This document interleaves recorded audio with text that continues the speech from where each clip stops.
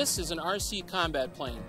It's made out of sheet foam, 3D printed parts, duct tape, and hot glue. And here's what we do with them. Are you ready? Combat!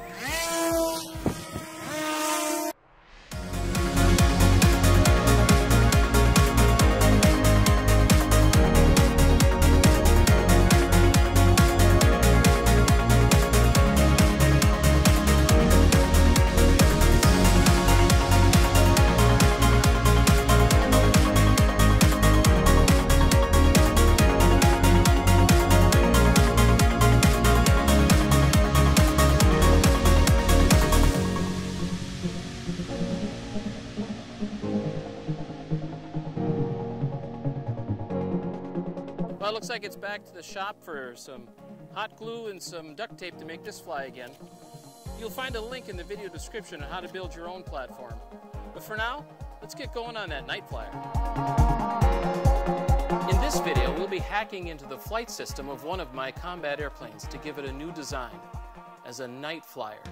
We're going to start with a fresh platform, a Raspberry Pi Pico, a Kitronik Simply Servo board, a few strings of NeoPixel LEDs, double-sided tape, jumpers, and some power connectors. Modern RC receivers use built-in microcontrollers to process the data from the transmitter into servo pulses. Many of these microcontrollers use 3.3-volt I/O signals, which are compatible with the Pico. The first step will be to tap into the battery leads to get power for the project.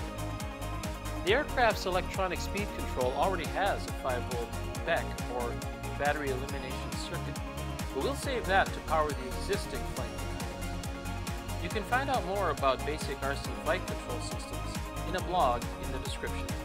Now that we've pigtailed the power leads, we can connect the second BEC that will power the Kitronik Simply Servo board, which in turn powers the Pico and all of the NeoPixels.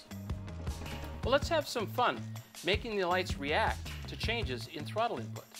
Place a Y connector into the throttle output of the receiver and plug one lead into the ESC. Well, it looks like we have a problem. The remaining wire connector is the wrong gender for the servo board. Rather than finding a male to female adapter, I'll just change the pins in sockets in the connector to keep the wires short. All you need is signal and ground. Do not use the power lead. Some RC radios have auxiliary channels. Let's connect one of those channels to the servo board as well. Maybe a dimming function. In this case, I have the correct jumper with the power lead removed. Now let's add the Pico to the Kitronik board. Well, it's time to add the NeoPixels to the plane. Location of the lights is a personal preference, but be strategic in the placement so the plane's lights or the glow is visible from all angles. Be sure the lights are securely attached to avoid coming loose in flight. Run the power and control leads from the strips to the servo board. You can use servo jumper wire with the tail end removed, or make custom leads using 3 conductor wire and connectors. Solder the bare leads to the servo strip, making sure the wires are on the correct terminals. Before discussing programming, it should be noted that NeoPixels can draw significant power. This project and the plane each draw power from a single battery source. Dimming and other programming steps can be taken to reduce NeoPixel load. How long the battery can support the load is called the flight time. Evaluate the battery capacity after an initial flight of about 3 minutes. Increase flight time depending upon battery performance. The Arduino IDE platform was used to program the Pico.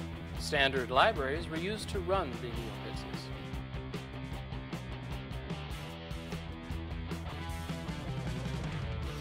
The programming specifics are available in a blog link in the description.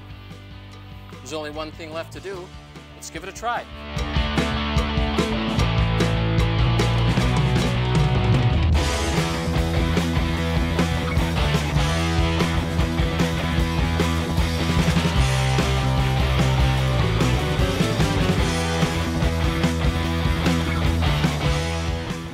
Keep watching for some more RC flying action.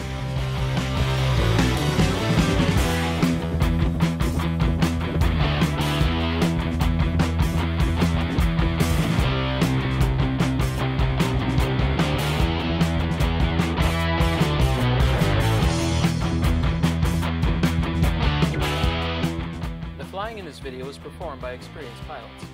Practice flying during the day until comfortable with a night flying or combat intent. Be sure spectators are kept a safe distance from the pilot and the plane during flight.